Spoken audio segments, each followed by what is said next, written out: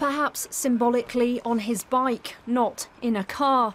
Jeremy Clarkson tonight with no vehicle for his talents. Earlier, the usually gregarious presenter was seen but not heard, cigarette in hand, perhaps contemplating a Top Gear career that's been extinguished.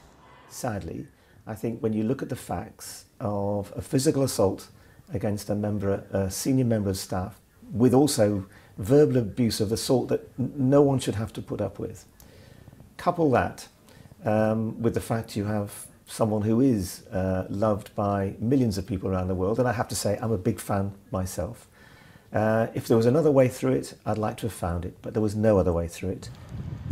What the BBC had originally termed a fracas at this North Yorkshire hotel was in fact a physical attack lasting 30 seconds, unprovoked, and the shouting so loud it could be heard in one of the bedrooms. The victim, producer Oisin Timon, who ended up with a bleeding lip and a trip to A&E after Jeremy Clarkson swore at him, threatening he would be sacked. In a statement, Mr Timon said, "He is a unique talent and I am well aware that many will be sorry his involvement in the show should end in this way." There we go. So is this the end for Top Gear?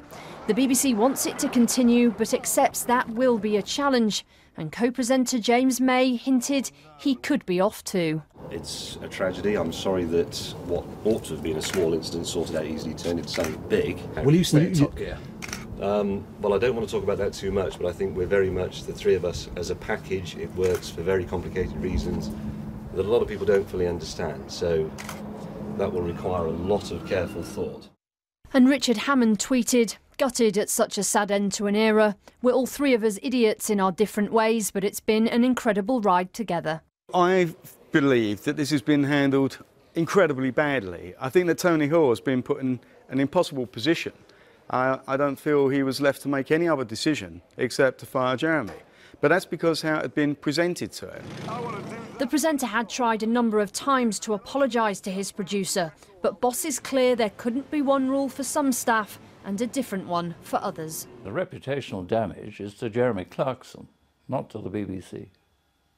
And Top Gear is a programme that existed before Jeremy Clarkson and will exist again. The BBC has the power to reinvent its programmes and find talent. The presenter could now face a police investigation into what happened, but given his popularity, his phone is unlikely to stay silent.